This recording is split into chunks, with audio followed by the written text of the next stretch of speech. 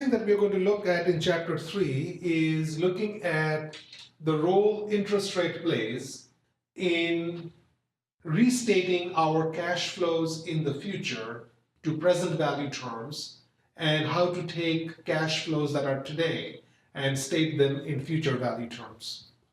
So the difference in value between money that is today and the money in the future, that's what we call the time value of money. So if you have, so let's do a timeline over here, and that's the framework through which we're going to do much of finance, putting together timelines.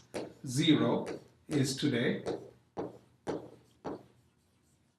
and a year from now is the future. So let's say we have $100 today. What will be the value of this $100 a year from now in the future? What will be its value in the future? And thus we call that future value. Well, to answer that question, we have to know, what are we doing with this $100? The most common thing somebody would do would deposit that money. Let's say we deposit that money in a bank, and the bank quotes us an interest rate of 5%. That means a year from now, that $100 would generate an interest of $5. Plus the $100 in principal, we will end up with $105.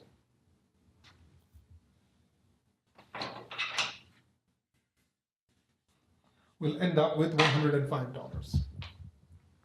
So that's my future value. Stated another way, I would be indifferent between receiving $105 a year from now versus $100 today. Both I would be indifferent, because I could have taken the $100, invested that money, and I would have $105 in my bank a year from now. Or I don't need to receive the money today, I'll just take the $105 a year from now from you a year from now.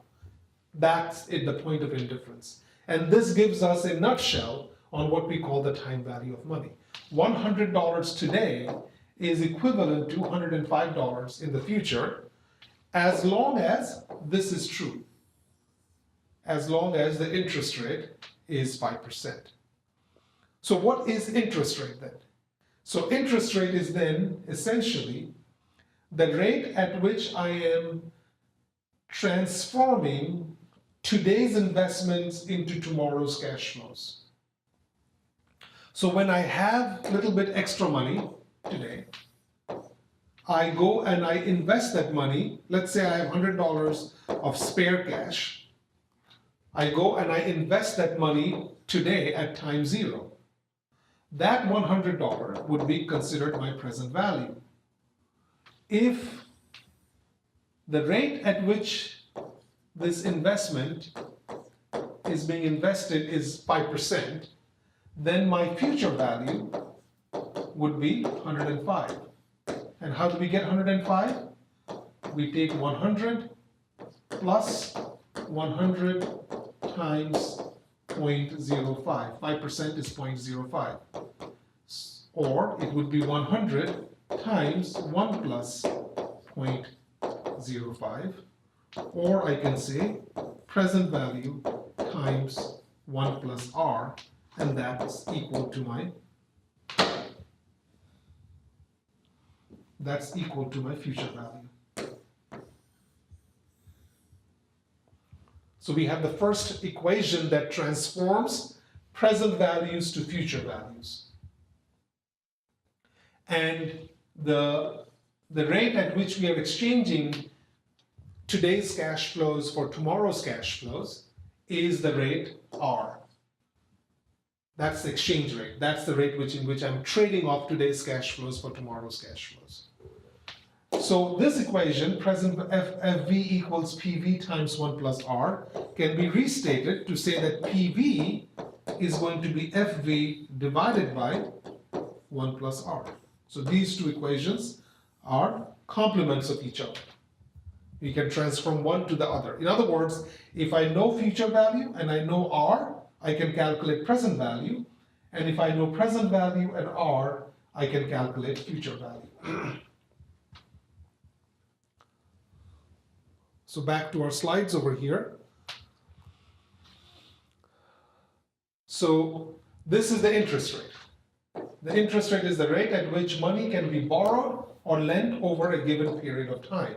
So the factor that we are using to transform this exchange from today into tomorrow, this factor, this is our interest rate factor.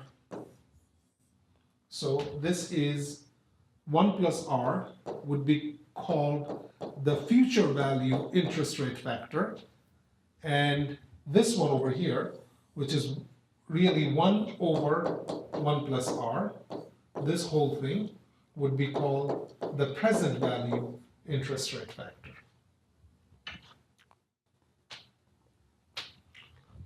Future value interest rate factor, present value interest rate factor. So that's the exchange between today and tomorrow. So we can see this through the various examples. You can work through these various examples and you can see the impact of that. So let's move forward and consider a timeline. So whatever we do in this course, we're always going to be constructing timelines. Even though you may feel that the construction of a timeline is pretty standard, pretty mundane, does not, I don't need to do it. I can just imagine this and I can just directly enter the numbers into my calculator and I can get to the answers quicker. I will advise against doing all of that. I will strongly, if I had a way to evaluate you on that, I would, but since most exams are multiple choice, I cannot directly evaluate you on that. So I'm emphasizing the importance of using timeline, constructing timelines whenever you do finance problems. Two reasons. One, it gives you a visualization. Instead of saying I would be receiving $10,000 a year from now and another $10,000 2 years from now, or $10,000 in each of the next 2 years, I can put that into a timeline over here. I can easily visualize what this problem is about. The second thing is that once I have a visualization, it reduces the error. When I'm checking the problem, I don't have to read through the problem again. All I have to do is see the visualization and then take the visualization and transform that into my calculator inputs. So 0 is today, 2 is some period in the future. So over here at period 1, this is the end of year 1 or the beginning of year 2. This is the end of year 1 and beginning of year 2. So that's the way we can look at these timelines. We will also distinguish cash inflows and cash outflows. Cash outflows would have a negative sign. Cash inflows would have no sign, meaning it's positive. Another way in which we distinguish cash inflows and cash outflows down arrow, cash inflows up arrow. That's another way in which we can distinguish inflows versus outflows. The time periods, 1, 2, whatever, they can be anything. They can be monthly, they could be yearly, they could be quarterly, but generic we say time period, one time period. So whatever the frequency is over here, it will be the same frequency over here. So if from here to here is 1 month, then from 1 to 2 is also 1 month. So now we can transform today's cash flows, present values, into future values. How do we get 1100? It is, let's see.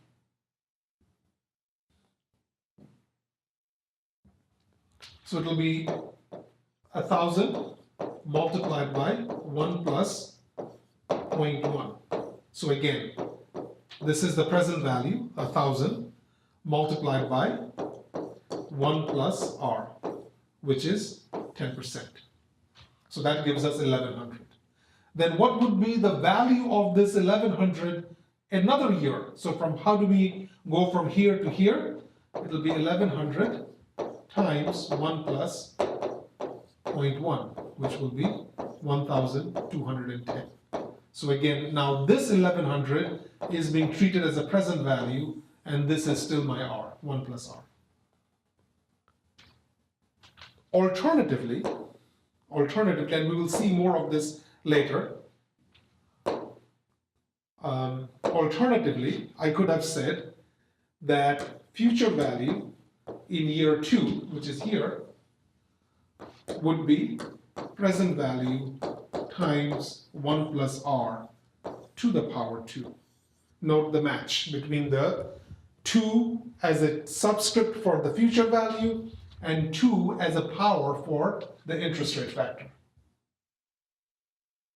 I'll get the same thing. It will be 1,000 times 1 plus 0.10 raised to the power 2, and that would be equal to 1210. Either way would give us the same. So this process that we are doing is called compounding. We are taking numbers in the present and compounding them into numbers in the future. So thus future value at any period n would be C, or the present value, times 1 plus R times 1 plus R times 1 plus R. We will repeat this n times, or we will raise it to the power n over here. So future value in period n will be present value 1 plus R to the power n. Compounding. Thus we are seeing the effect of earning interest on interest. So we went from here to here, notice our gain was $100. But from here to here, our gain was $110.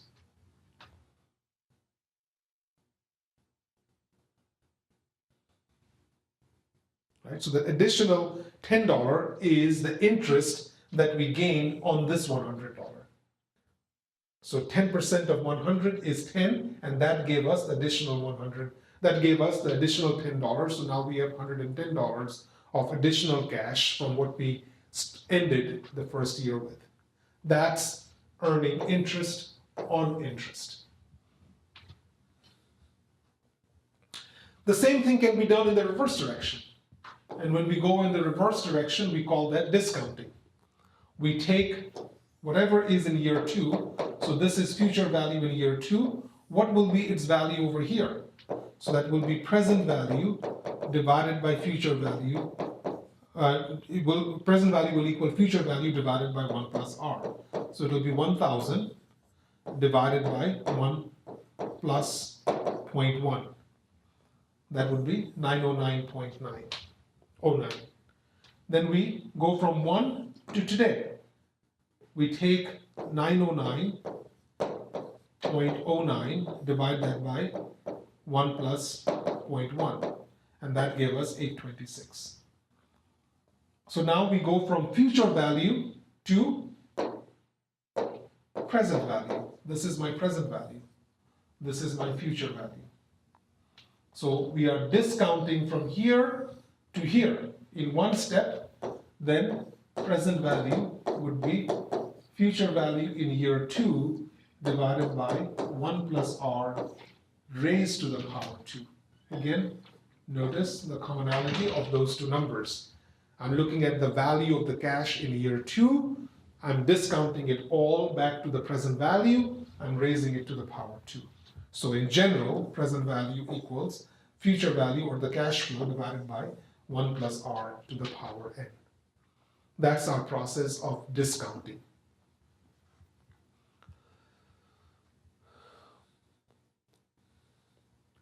Another way of looking at this is that if I invested $826.45 today, How much money would I have 2 years from now? I would have $1,000 because that would grow at 10% to 909 and that would grow at 10% back to 1,000.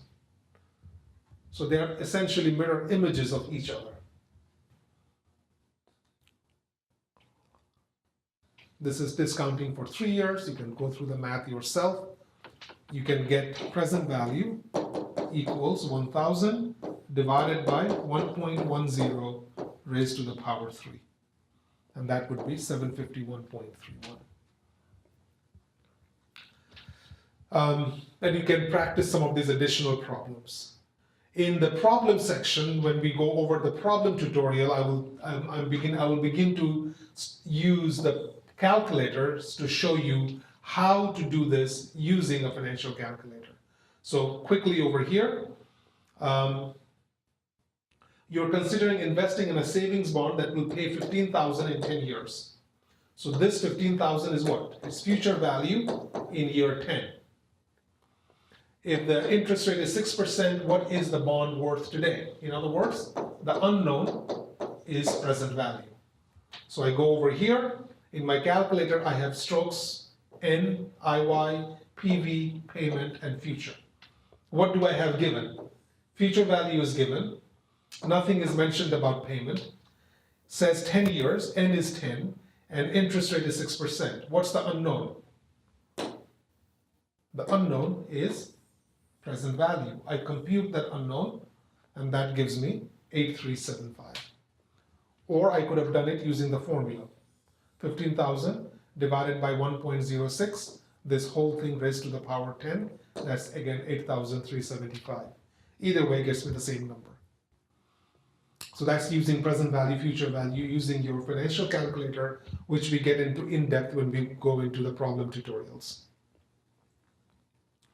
So you can work on that. Okay. So that completes chapter 3.